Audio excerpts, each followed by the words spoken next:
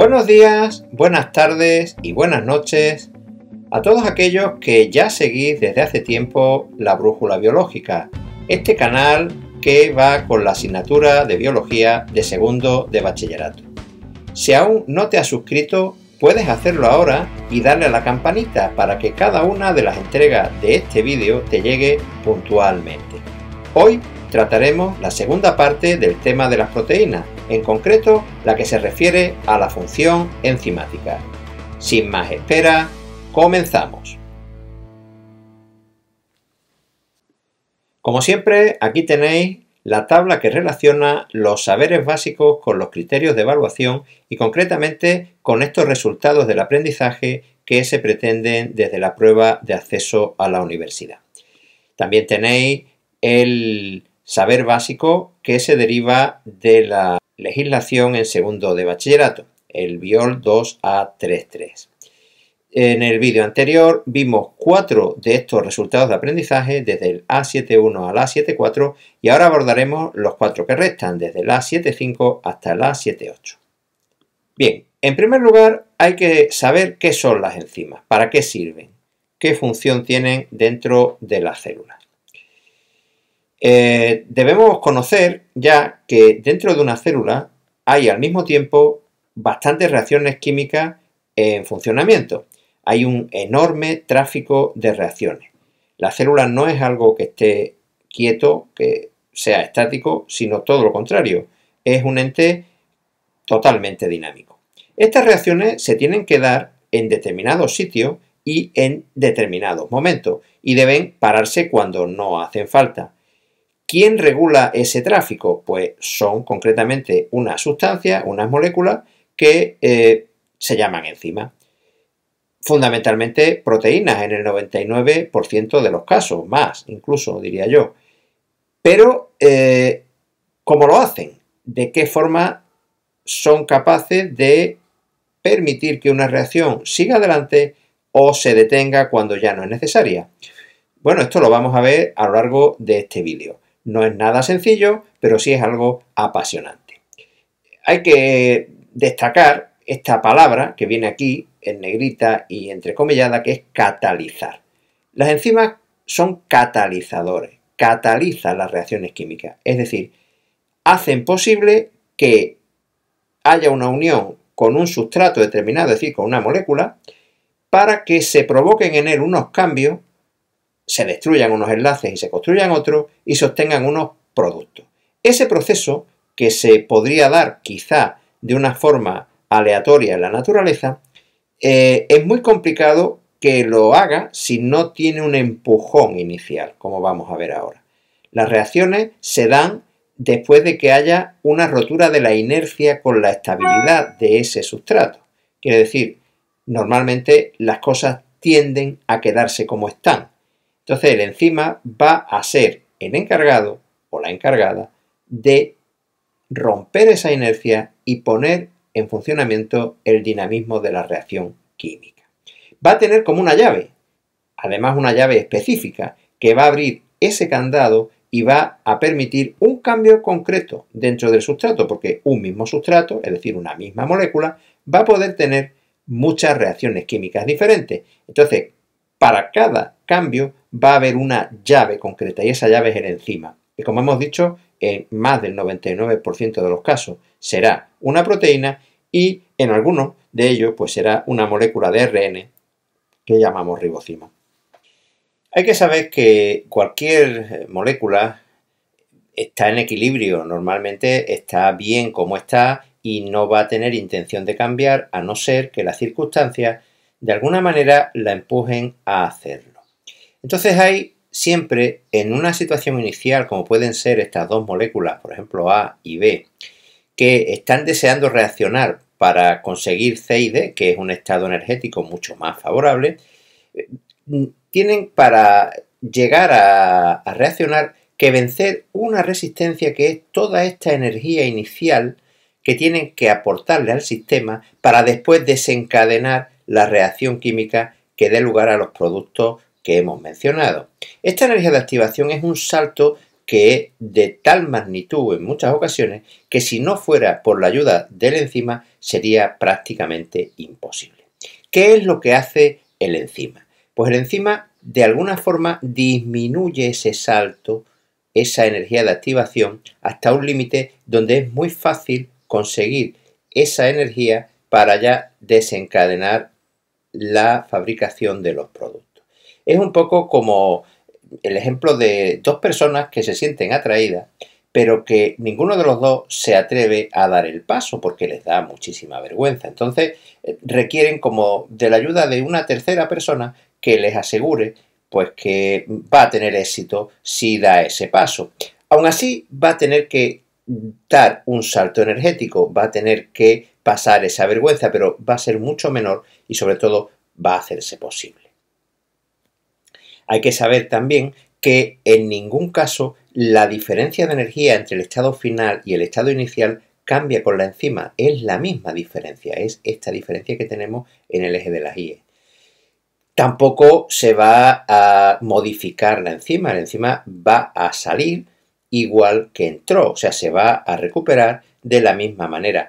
Tampoco se modifica este equilibrio que haya entre los reaccionantes y los productos. Lo único que hace la enzima definitivamente, y no es poco, es reducir la energía de activación. Con el tiempo se hizo necesario diseñar un sistema de clasificación mucho más exacto, porque ya eran demasiadas las enzimas y demasiadas las funciones que llevaban a cabo. Entonces los científicos determinaron el sistema EC en una comisión por el cual cada enzima se iba a nombrar con una cifra de 4 dígitos separados por puntos. Tenemos el caso, por ejemplo, de la piruvato deshidrogenasa, pues sería la EC1241. Veis que las cifras están separadas por puntos. ¿Qué quiere decir este número? Pues bueno, al tener la primera cifra un 1, significa que pertenece a la primera clase. Hay 6 clases, pero la primera clase es óxido reductasa. Pues esta enzima es una óxido reductasa. La cifra 2, pues es una subdivisión de la clase. Creo que en este caso se refiere a que lo que hace es una descarboxilación. Después el número 4, pues sobre qué tipo de enlace hace la descarboxilación.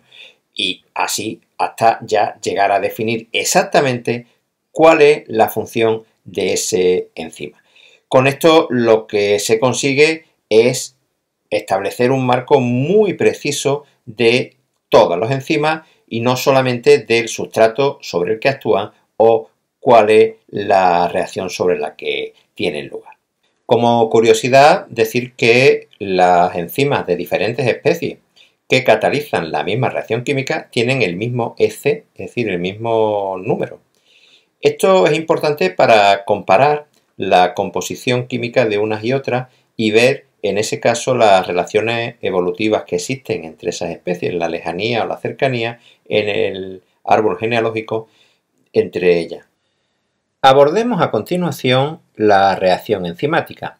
Seguiremos un esquema con los siguientes apartados. En primer lugar, cómo se forma el complejo enzima-sustrato. A continuación, cómo es la especificidad del enzima por el sustrato. En tercer lugar, hablaremos de la inhibición de la actividad enzimática. En cuarto lugar, sobre el alosterismo. Y por último, daremos un breve apunte sobre la cinética de la reacción enzimática.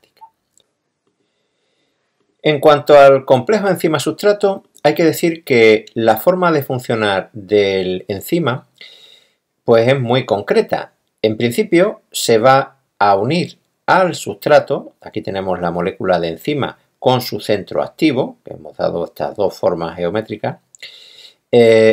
Bueno, pues al acercarse al sustrato o los sustratos correspondientes, estos sustratos van a encajar de alguna manera, porque tienen una forma parecida, en el centro activo. Esto lo veremos a continuación, en las formas específicas que tiene. Esta unión va a provocar este complejo que llamamos complejo enzima-sustrato, que no es más que un ambiente electroquímico donde se van a poder destruir determinados enlaces que hay dentro de estas moléculas de sustrato y se van a poder establecer enlaces nuevos, es decir, va a haber el ambiente químico adecuado para que estos cambios sucedan. Entonces tiene que haber una unión íntima entre el sustrato y el enzima que llamamos complejo enzima-sustrato. Una vez que se han dado esos cambios en los enlaces, El enzima se recupera como estaba al principio, no se ha modificado. Sin embargo, los sustratos ya no son los sustratos, sino que se han convertido en otras moléculas que llamamos productos. Esto respondería a la reacción inicial de dos sustratos A y B que se combinan con el enzima, formando el complejo enzima-sustrato para dar unos productos C y D. La reacción enzimática es específica. Esta es una de las características fundamentales que tiene. Normalmente el enzima tiene una forma en su centro activo que es complementaria de la forma de ese sustrato. No está claro cómo sucede esto, pero hay dos hipótesis, hay dos modelos que tratan de darle una salida. En principio tenemos como primer modelo el de la llave cerradura, es decir, el enzima tiene una forma exactamente igual en su centro activo que el sustrato, de forma que encajan como lo hacen los dientes de una llave dentro del bombín de una cerradura. Entonces esta unión es rígida y no exige ningún cambio que haya que hacer en el enzima para que pueda adaptarse al sustrato. Es una unión perfecta. Sin embargo, esto no parece que sea siempre así y es posible que la apariencia o las formas geométricas no sean exactamente iguales, no encajen al principio, lo que obligue de alguna manera al enzima a hacer un esfuerzo, entre comillas, para adaptarse a la forma del sustrato y acoplarse. Sería algo parecido a lo que ocurre con un guante de látex cuando nos lo metemos en la mano. Aunque no sea de nuestra talla, termina ajustándose perfectamente. Hay una adaptación del guante a la mano y de la mano al guante. Entonces, este sustrato al principio no encajaría, no es una unión rígida, sino que habría una modificación. En cuanto a la inhibición de la actividad enzimática, esto también es muy curioso porque nos encontramos que en muchas ocasiones el centro activo del enzima tiene una forma en la que puede entrar, además del sustrato, otras sustancias. Estas sustancias que pueden competir de alguna forma con el sustrato por el centro activo los llamamos inhibidores porque hacen que si ellos se meten ahí, el sustrato no puede entrar. Hay una inhibición de la actividad enzimática porque esta molécula, que no es el enzima, o sea, que no es el sustrato, va a entrar en el enzima ocupando el lugar que le corresponde al sustrato. Entonces no va a tener lugar la formación del complejo enzima-sustrato y no va a darse la reacción química. Hay dos formas fundamentales de inhibición. Una sería la inhibición reversible, en la cual el inhibidor pues tiene una unión transitoria con el enzima y se va a poder desvincular de ella, de forma que el sustrato va a poder ocupar ese lugar. Es más, si tenemos más cantidad de sustrato que de alguna forma compitan con el inhibidor, pues va a ser más fácil que se dé la reacción del complejo enzima-sustrato. O sea, al aumentar la concentración, vamos a poder paliar de alguna forma la inhibición de este inhibidor.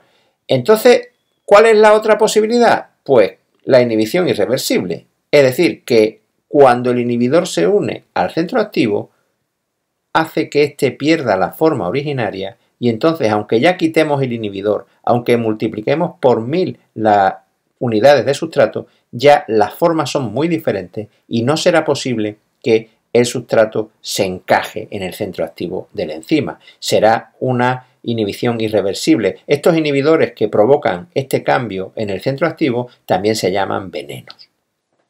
Un sistema muy interesante de regulación de la acción enzimática es el que llevan a cabo los enzimas alostéricos. El alosterismo es un sistema por el cual intervienen unas sustancias que vamos a llamar ligandos que se van a unir al enzima por un sitio diferente del centro activo que vamos a llamar centro regulador.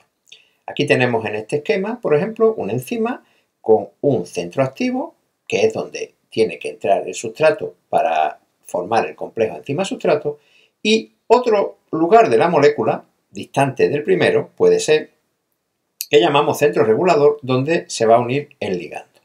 El ligando es una molécula que en algunos casos podrá activar al enzima para que éste esté más preparado, más dispuesto a recibir al sustrato, en este caso de la izquierda será un ligando activador, o un ligando inhibidor que lo que va a hacer va a ser modificar la forma del centro activo para que no pueda tomar ya el sustrato y no se dé la reacción enzimática. ¿Pero por qué es esto necesario? Bien, hay que pensar en muchas razones. En primer lugar, la economía celular. Mantener una serie de reacciones químicas activas todo el tiempo tiene un gran coste energético para la célula. Entonces, dichas reacciones solo hay que llevarlas a cabo cuando es necesario y cuando los productos son suficientes hay que pararlas. El caso que estamos viendo concretamente es el de la inhibición feedback. Pensemos, por ejemplo, en la formación de glucosa a partir de glucógeno. El glucógeno normalmente lo almacenamos en el hígado, lo almacenamos en la musculatura y cuando llevamos mucho tiempo sin comer en una situación de ayuno, pues empezamos a tirar de él como primera reserva energética. La conversión de glucógeno en glucosa tiene varios pasos y cada uno de ellos está regulado por una enzima determinada. Aquí tenemos una cadena, he puesto 4, pero probablemente sean más las reacciones. ¿Qué ocurre cuando ya tenemos suficiente glucosa? ¿Para qué queremos seguir utilizando el glucógeno que tenemos almacenado?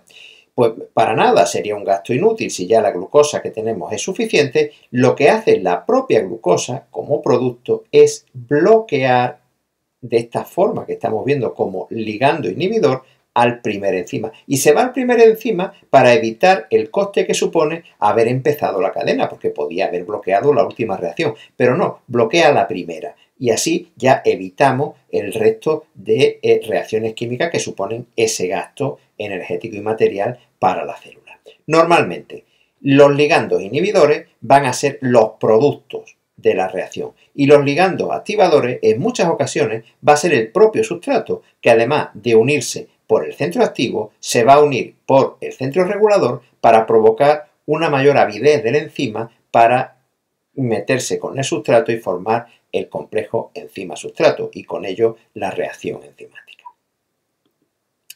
Por último, vamos a hablar un momento de la cinética en las reacciones enzimáticas.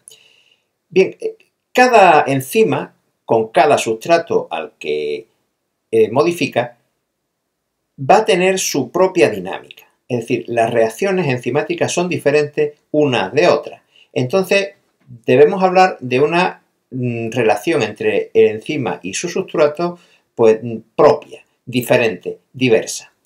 Normalmente todas van a cumplir un denominador común, que es que cuando se une el enzima con el sustrato, aquí tenemos una gráfica donde tenemos concentración de sustrato en el X y velocidad en el Y, a medida que aumentamos la concentración de sustrato, va aumentando la velocidad de una forma progresiva.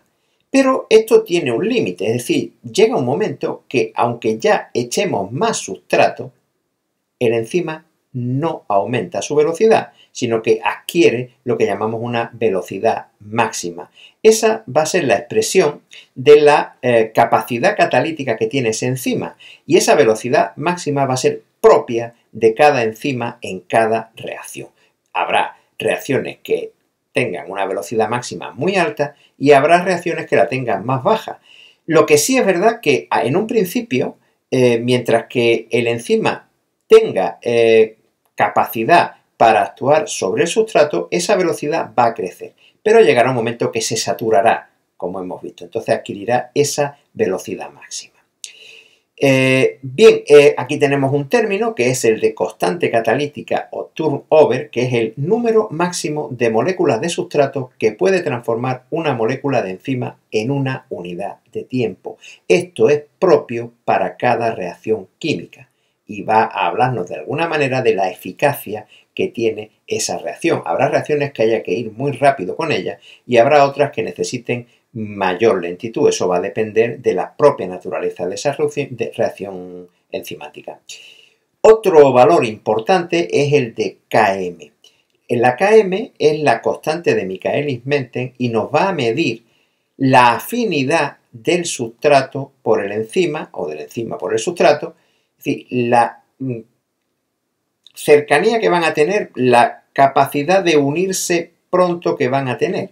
Puede ser que el enzima y el sustrato tengan muy alta velocidad o muy baja velocidad, pero es distinto de que en un principio tiendan a unirse o no. Si la Km es baja, significará que tienen mucha afinidad la una por la otra. Y si la Km es muy alta, significará lo contrario, que tienen poca afinidad. ¿De dónde sale el valor de Km? Pues bueno, no es ni más ni menos que la concentración de sustrato para la cual, si lo llevamos a la gráfica, la velocidad es la velocidad máxima partida por 2. Es decir, aquí tenemos la velocidad máxima, esto sería más o menos la mitad, pues si llevamos esto a la gráfica, esto sería la Km. Claro, pensemos en otro tipo de gráfica, en una gráfica que fuera, por ejemplo, así, de este tipo, una gráfica más achatada, con la misma velocidad máxima si queréis. Claro, si tenemos una velocidad máxima aquí y ahora en la velocidad máxima partido por 2 la gráfica está por aquí, la Km nos daría más o menos por este sitio. Significaría que con una misma velocidad máxima, para la segunda enzima, la Km es prácticamente el doble, es decir, sería mucho menos afín. Y esto es otro de los valores que hay que considerar en cada una de las reacciones enzimáticas. Y llegamos al final de esta entrega de la brújula biológica, dedicada a la actividad enzimática. Espero que os haya servido y que aprovechéis para repasar con ella todas las funciones de las proteínas. Os dejo por aquí unas imágenes del sendero que han abierto hace unos meses entre Chiclana y San Fernando y que discurre por el interior del Parque Natural Bahía de Cádiz. Os puedo asegurar que pasear por aquí es encomendarse a un momento de paz, tranquilidad y relax. No olvidéis darle a la campanita y suscribiros si aún no lo habéis hecho. Y ante todo y sobre todas las cosas, sed felices.